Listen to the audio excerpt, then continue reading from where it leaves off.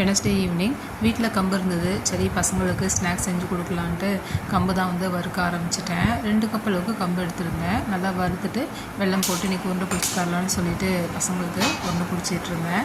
இப்போ இந்த காலத்து பசங்களுக்கு பார்த்திங்கன்னா நம்ம கம்பு உருண்டை எள்ளு உருண்டை இந்த மாதிரி செஞ்சு கொடுத்தா என்ன கம்பு உருண்டை எள்ளு உருண்டைன்னு சொல்லி கேட்குறாங்க. ஆனால் முன்னாடிலாம் பார்த்திங்கன்னா நம்ம பாட்டி காலத்தில் அம்மா காலத்திலலாம் பார்த்திங்கன்னா எப்பயுமே கம்பு உருண்டை எள்ளு உருண்டை அப்படி இல்லைன்னா வீட்டில் இருக்க ஏதாவது பயிர் வேக வச்சு வெல்லம் போட்டு உருண்டை பிடிச்சி தருவாங்க. இல்லை வீட்டில் ஏதாவது கோதுமை மாவு கேழ்வரகு மாவு இருந்துச்சுன்னா அதில் தோசை ஊற்றி கொடுப்பாங்க நம்ம ஸ்கூல் போயிட்டு வந்தால். ஆனால் இப்போ இருக்க பசங்களுக்கு நம்ம எந்த மாதிரி ஸ்வீட்டோ இல்லை இந்த மாதிரி தானியங்களில் எது செஞ்சு கொடுத்தாலும் பிடிக்க மாட்டேங்குது. நான் பார்த்திங்கன்னா எங்கள் வீட்டில் இருக்க பசங்களுக்கு இப்போ தான் நான் கொஞ்சம் கொஞ்சமாக இந்த மாதிரி செஞ்சு கொடுத்து பழக்கிட்டுருக்கேன். இப்போ பார்த்திங்கன்னா கொஞ்சம் கொஞ்சமாக அவங்களுக்கும் ஓரளவுக்கு பிடிக்க ஆரம்பிச்சிருக்கு.